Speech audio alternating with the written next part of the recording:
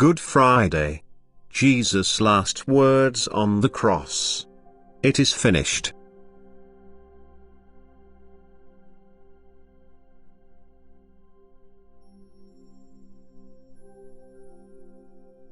I always want to give to you what you desire. You only need to take notice of your inner voice and it will instruct you truthfully, because I want you to live in truth and gain a clear understanding. My crucifixion has brought salvation to you humans. It has redeemed your past guilt of sin. As the human being Jesus, I took extreme pain upon myself, and a most bitter death was my fate. However, since I was unable to suffer as God, I took abode in a human shell which was capable of suffering and which also mustered the will to suffer on behalf of his fellow human beings in order to satisfy my justice, in order to open up the path to me for his fallen brothers.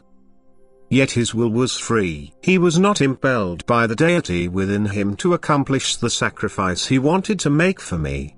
Although love, which was myself, was the cause for which he mustered this will.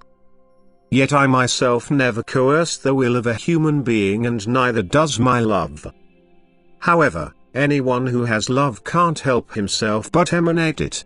And thus, the human being Jesus, too, radiated love and thereby only wanted to please humanity.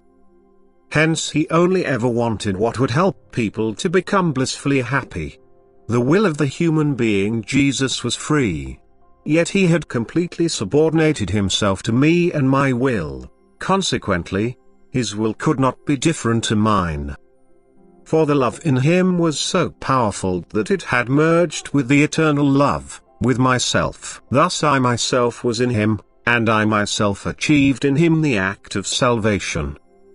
And yet, the human being Jesus had to take the final decision himself when he undertook the most difficult journey, the path to the cross. And even though I, the eternal love, was in him, my divine spirit withdrew, that is, love.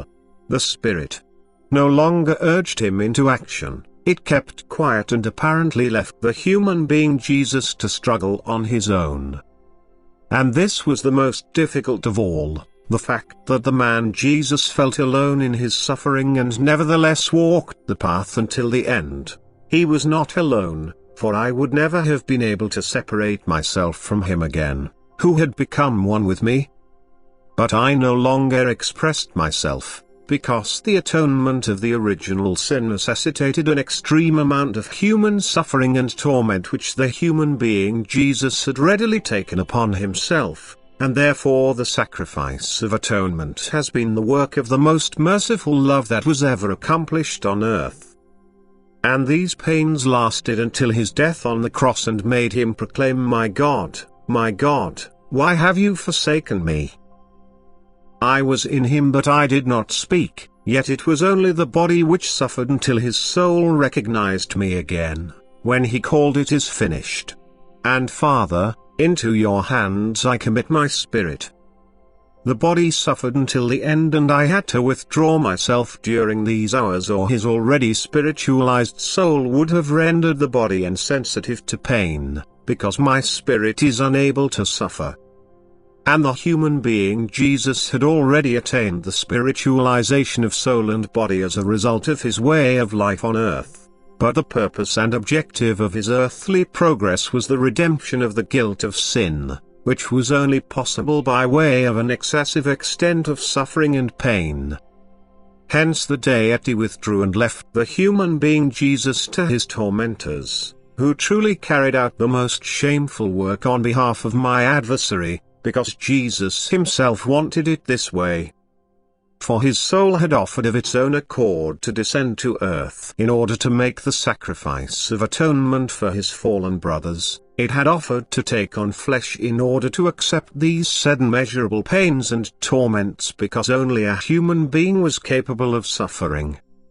And I accepted the sacrifice, since it was, after all, made by love, which may never be rejected, and love stayed in him until his death, even if it no longer allowed its strength to take effect.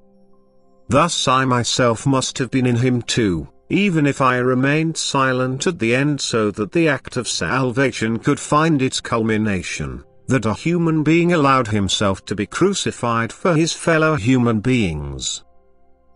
That he truly made a sacrifice which I accepted as an act of atonement for the whole human race. No divine strength alleviated the sacrifice for him, for love itself remained quiet, although it had taken complete possession of the human being Jesus.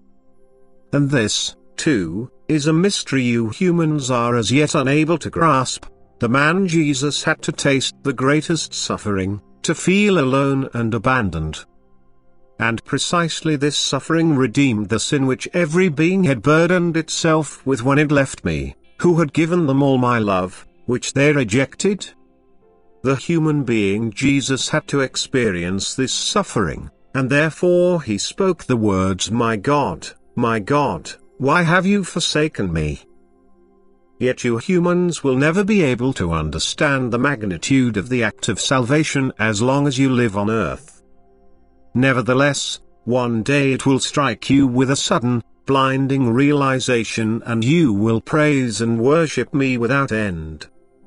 For this act of salvation applied to all of you, you all may participate in the blessings of the act of salvation, and as a result of the act of salvation the path was opened for all of you to return to me.